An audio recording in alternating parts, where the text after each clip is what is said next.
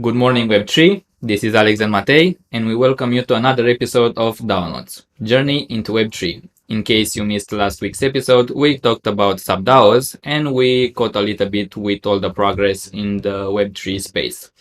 Today's episode is going to be about how to preserve the right mindset when things get hard, and by that we mean mental fitness and the mental crutches that can set us back on track, and a little bit about the negative aspects um, when we are not able to apply this, because we all as human beings have breaking points or moments when we are not able to live up to the standards that we set up for ourselves. So naturally, this means conflict, and we want to explore this subject as well. So let's dive in. So, Matei, there are some stressful times ahead of us, and because of this, at this point, we can confidently say, looking at the market, that we enter a bearish phase. The retail is pretty much gone, but there are a lot of people who believe in this technology and movement who decided to stick around and build. But there are also some people who are running away right now and are a little bit confused. So during those hard times, I think it's good timing to talk about mental fitness and discuss this subject in detail. Um, how do you see the situation we are in, and what is your approach when it comes to mental health and coping with everything that's going on? Because it's definitely a lot. Yeah, definitely. I mean, everything is going on right now and so fast too. So I think that mental fitness is a very important topic overall, so in general. And I think that the traditional workspaces did not manage to create some space for us, to think about things, to get in touch with ourselves and all that. And I think that this new work environment we're in now, building Web3 and being completely digital, gives us the opportunity of building something new. And because we have this opportunity of building it from scratch now, we probably shouldn't make the same mistakes as the other ones. So as you mentioned, there are definitely bearish times right now, and for those of us who decided to stick around, it's not gonna be easy, right? Because we know that it's the most difficult thing to build during bearish times. So yeah.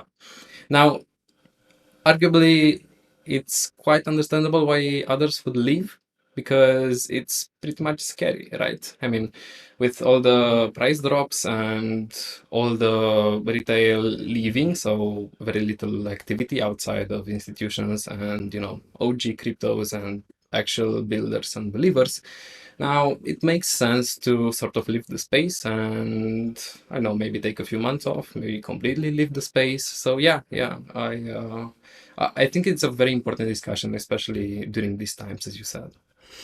Right, because especially in DAOs, most of the time you see in bear markets there is not actually a lot of money flowing in, and applying taking this into consideration when we talk about DAOs, there might be even lower amounts of money flowing into that, and a lot of people are working for free right now. Is more like a voluntary thing that you decide to do, with hoping that at some point you are able to live based on this. It's sort of like a freelancing, but in Web3, right?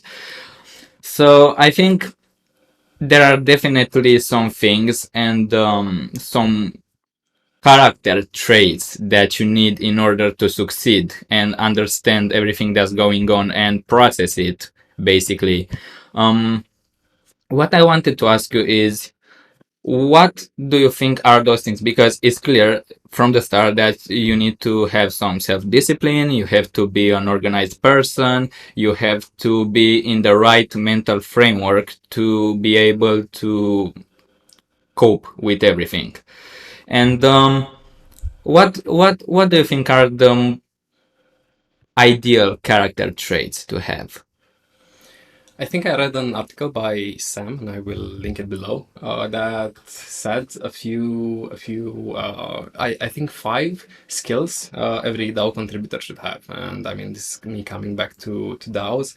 And just before I give my 2 cents on this, we haven't really seen lots of contributor education towards this mental framework they should have. We do have onboarding processes, we have okay, maybe even leadership and culture and all that, but the way you are supposed to feel or the way you actually feel is not taught in DAOs, right? And I think persistence is one of the key traits someone should have. I mean, with persistence, or yeah, I mean, I would say that with persistence comes gain. I mean, if you manage to do things for a longer period of time and not give up and believe in yourself and your purpose and your goal and the project you're building, if that's what you do, then you will ultimately win. Okay, maybe not necessarily financially, because bear markets are harsh, they are hard, but you might win during the journey, right? Maybe network, maybe make friends, or simply surviving for so long that the next bear market will not catch you off guard. Right, because I can see DAOs becoming this training ground for people who do not have this mindset. Because when you decide to go into Web3, you actually have to complete some individuation steps when it comes to your personality in order to succeed. Because if you are just going to come in here and don't have the right mental framework, you are going basically to get wrecked most of the times. Yeah. And I think it's going to be yeah, it's probably going to be a little bit difficult for people to go through this phase. And many of us, we two included, haven't been through a full market cycle. So we feel this pressure. I don't know. Do you feel this pressure? I mean, on yeah, you? yeah, definitely. I am a newbie for sure. So Yeah, and in those times, it's very important to stay on track and like realize that the fundamentals haven't changed and the mission hasn't changed overall. And I see a lot of people giving up right now, but long term, I'm still bullish on DAOs and yeah, the right people. And one of the members from our community wrote on one of our posts yesterday that he's dealing with the imposter syndrome because he's a builder, and when you are building things in Web3 during bear markets, you might not actually see a lot of demand for that, or you might feel like your work has no meaning because everything is going down.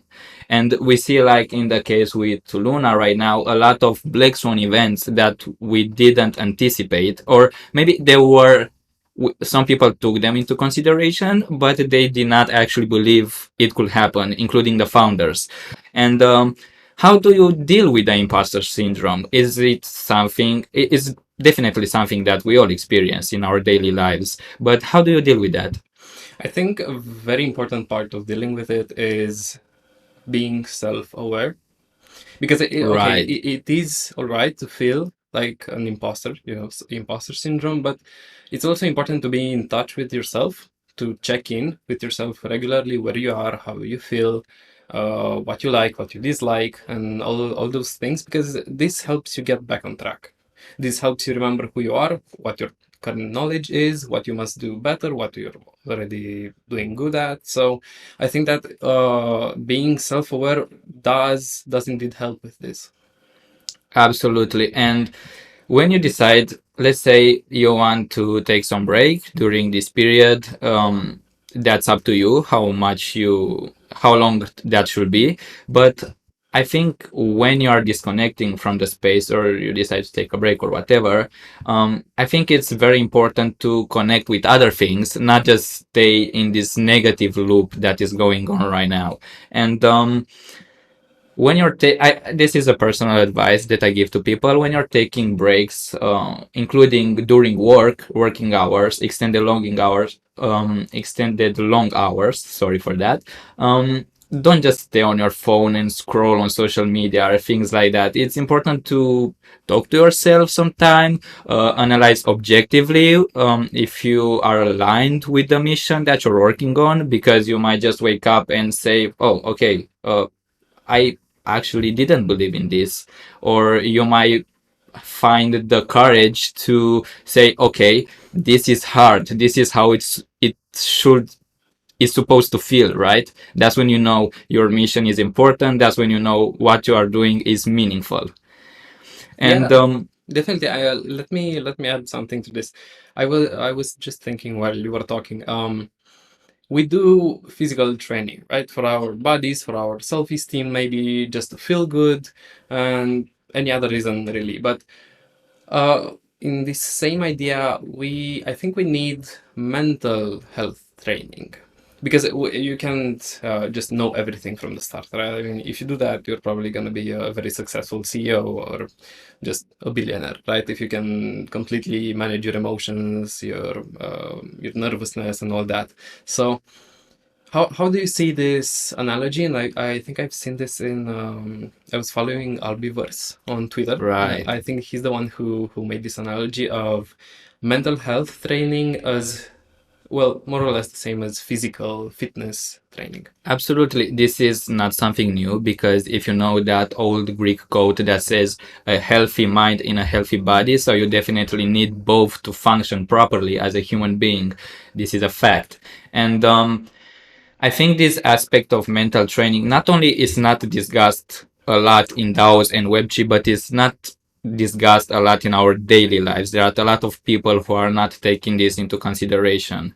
And I think finding I mean, there are definitely some mental crutches that you can use, like stoicism, which a lot of people are confused about because they think it's the denial of all emotion, but it's actually the integration of emotions and your ability to understand them. And when things get hard, you have the confidence to know you can react properly to external things. And I don't think there is necessarily a standard, because some people are more emotional, some people are more rational, but there are some initiatives in the space that are helping with that. And the individual you mentioned actually is a contributor or maybe a founder, I don't know I think so. exactly, at 2 Plus, which is basically a DAO that takes care of mental fitness and all of that. Yeah, And let me add to this, because you mentioned that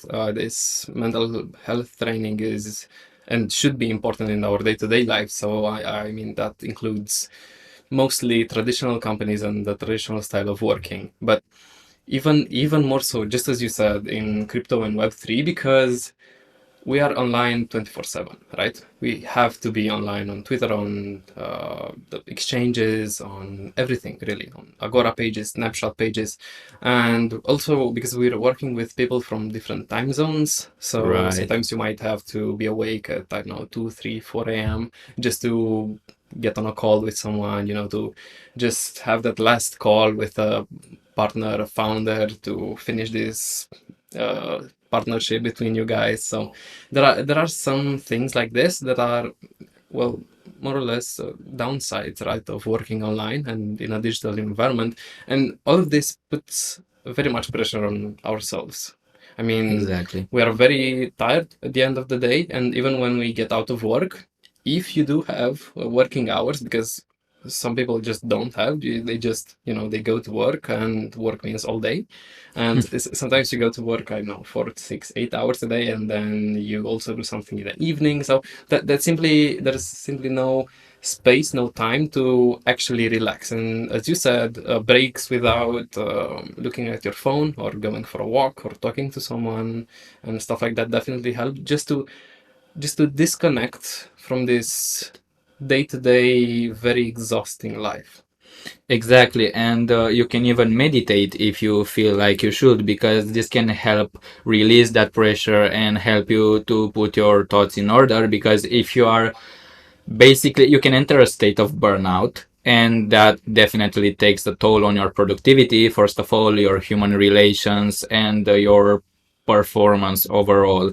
And as you mentioned, there in Web3, there are not actually working hours. Everyone does a lot of things, and you have to rely on your ability to be a good time manager. But there is also something that can happen when we are not able to apply this, and this is conflict, right? All this burden, because we also have some attachment to DAOs, especially if they are a token DAO. You are invested in there, maybe with your resources. Maybe you transitioned from the traditional space to Web3, and now you are forced to cope with all of this. So a lot of people are going to feel angry, and this is because they are not in the right mindset at that moment. How do you think we should handle conflicts, criticism, or just someone having a bad day? I think there are lots of ways to do this, and it's mainly contextual, I would say, because you might apply the same method of resolving a conflict with someone, and then it will work, but then with someone else, it will completely ruin their day, or just Absolutely. yeah. So I think this is something I've seen Owoki say, and I might have butchered their name, but what they're saying is that it's very important not to take constructive feedback personal, so constructive feedback on our work, especially in Web3 and DAOs, personal, because if you do that, then you won't be able to be focused on what you do, and you will probably make an enemy of that other person, even though they meant no harm, right? Well, obviously, if they did mean no harm, but now I think, as I said earlier, it's very contextual. So I'm. What would you say? I think you have to look objectively at that, and there are a lot of, I mean, communities are very hard to manage. I think community building and management is one of the most underrated jobs in Web3, and it definitely requires a lot of maintenance. And some DAOs, some bigger DAOs, might need a human resources team for that, or some designated team that intervenes when these things happen and can jump on a call and talk to people. Because if one of your main contributors or a very respected person has, I don't know, like a bad day or something, you want to talk about it and like handle the conflict between multiple people rather than just letting everyone do their own thing there and create like chaos and a jungle. Yeah, and I would say that for these things to happen, you must know, first of all, who you are and what you like and how you are with other people, and then the people you work with should also know themselves, right? And for this, they and we should ask ourselves a few questions, right? I mean, for example, are you okay with longer working hours? Are you okay with longer meetings? I, for one, don't necessarily like longer meetings. I prefer a mixture of text and shorter meetings. That's what I like. But then some other contributors would say that they prefer meetings overall and they would like to do as little text as possible. But then there's also the question of how important is the thing you're working on to you, because this degree of importance to what you do is going to vary between teammates, right? I mean, Absolutely. you might love something you're doing, but then when you find out that your colleague who's working beside you and they seem to be enjoying the project that you're working on, they might think that it's not as important as you think of it. And then that might let you down, that might disappoint you, right? So it's important to be in line with everyone's expectations for this. Exactly. And when you are working, especially in decentralized communities, I think you have to be focused on your work. And I think it creates a negative or conflictual dynamic when you look at other people's work. I'm not saying you shouldn't do that, because if they are a contributor that also gets rewarded and he doesn't do anything, you are basically wasting resources on them. But I think focusing on yourself and letting other people who are like made for this or have this task assigned of keeping everything on track, let them handle this, and you can just focus on your work and hope it's appreciated. But this also comes with the problem of attachment, and I wanted to ask you a question. what do you think is our most valuable resource as human beings? Our most valuable resource? Right. I mean, The thing we treasure the most as humans. so I would say that there are two different answers to your question. I think our most important resource is definitely time, but the thing we value most and what we how we make use of our time is purpose. Right. And why am I saying this? Because purpose is what drives us to do something, whatever it is. It could be a career, it could be raising a child, it could be getting married, I don't know, riding horses or whatever you like, right? But as long as you have purpose in the thing you're doing, that will make you happy. I think. I mean, if you do find that something, and it also has the possibility of making you financially wealthy, but I think the most important type of wealth you gain out of this is the happiness, right? I mean, doing that with, doing something purposeful will help you be persistent, will help you get through tough times, as the ones we're in right now. And now, this purpose thing doesn't come easily, right? Because if it did, then we would all be extremely happy. But now we do have problems with it. So it's hard to find meaning. It's hard to find your actual purpose because sometimes what you do might seem lacking in some type of way you might not even know exactly. You just sometimes you might have a feeling of maybe what I'm doing is not right. Maybe it's not enough. Maybe it's not meant for me. And all these little questions that might sabotage ourselves in feeling happy and in doing the thing we do indeed like. Absolutely. And the thing that we should understand is that sometimes your purpose changes with time depending on your perspectives on what you have going on in your daily life.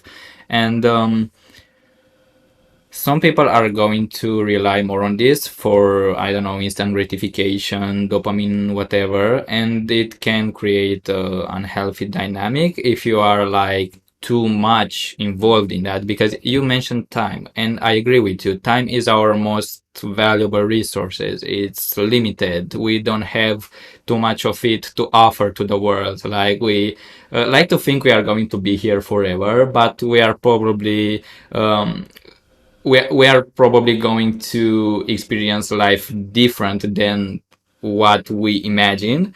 And what I think is crucial is to realize when you are giving all your time or putting all your time into something because you are going to get attached to that, and maybe other people are going not, as you mentioned, not going to appreciate it like you.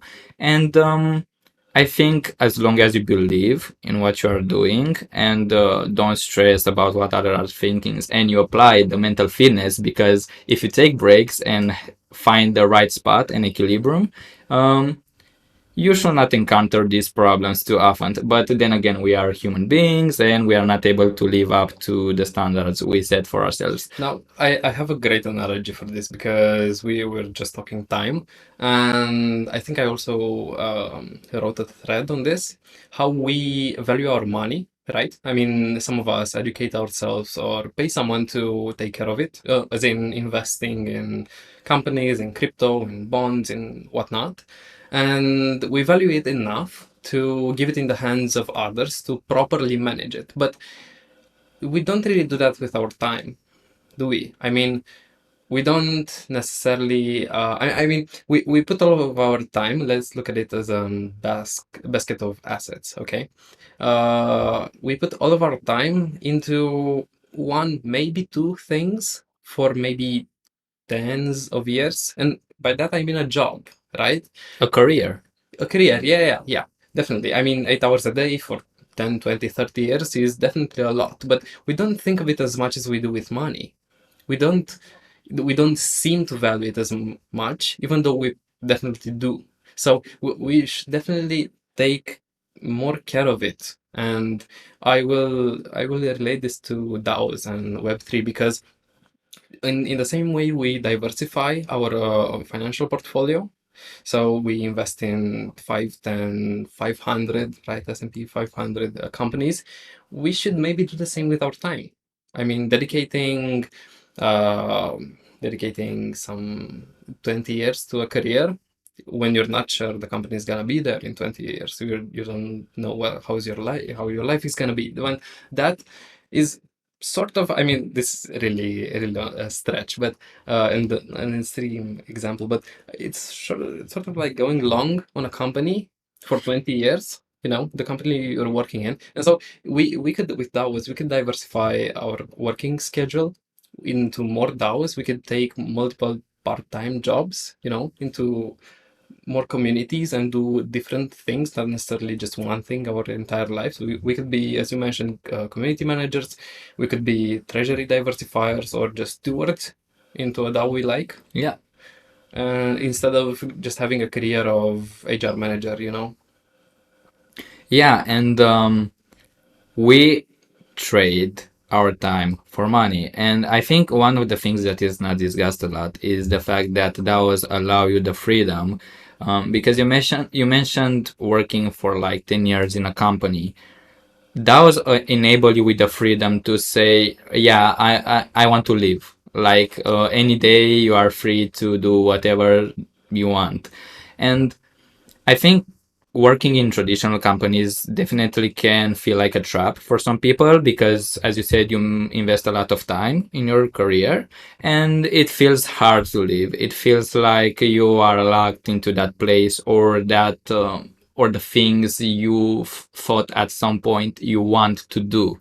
And I think it's very important. And I would say we think it's very important to explore. And because we are more complex than we would like to think, and it's just I think it's a waste for a lot of people that they just get fixed on something. For many, because we discussed about purpose earlier, for many it might be good because they are not, I don't know, they are not more on the side of creativity, and I don't know, they don't empathize a lot with the libertarian mindset, and that's okay. Diversification when it comes to human beings and cultures is definitely something good, but I think this is a very good discussion that we have, and before we end, I think we touched a little bit on the subject of conflicts, but do you think we are going to see a lot of fuzz right now in DAOs? Do you think the space is going to like move way slower than it used to be? Because everyone kept saying that 2022 will be the year of the DAO, but and everyone also, a lot of people also said that the bull market will continue in 2022, and this shows us how we set unrealistic expectations and how we should be more open-minded. So what do you think it is going to happen in the next couple of months? First of all, I think we also said that 2022 is gonna be the year of doubt. Yeah. So Yeah. I mean, it's fine to be wrong. We just, it's hopeful, wishful thinking, Absolutely. optimistic thinking. Now, it's definitely going to go a lot slower because DAO treasuries aren't as diversified as we discussed in a previous episode that we recommend you guys watch.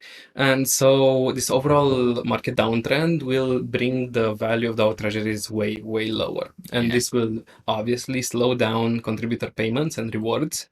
And this will in turn go back to contributors not being as active, right? I mean, when there's less reward, when there's less incentive, then only the intrinsic motivation you have drives you, and not a lot of contributors have that. But I do think that the contributors that will keep being present in DAOs and in our DAO as well are going to be the ones that will stick around for much, much longer. And they are also going to be the ones who reap the rewards because bull markets make you money, but bear markets make you rich. This is a quote that I took from Benjamin Cowan, and I'm watching him a lot lately because he's giving an objective and good perspective on the markets. I am too, yeah. So we are pretty much close to our 30 minutes target. So I think this was a good discussion. We hope you found this insightful, and we learned together something new. And we are curious to know your thoughts. So drop your opinions down in the comment section, and don't forget to like and subscribe. See you guys in the next episode. Bye.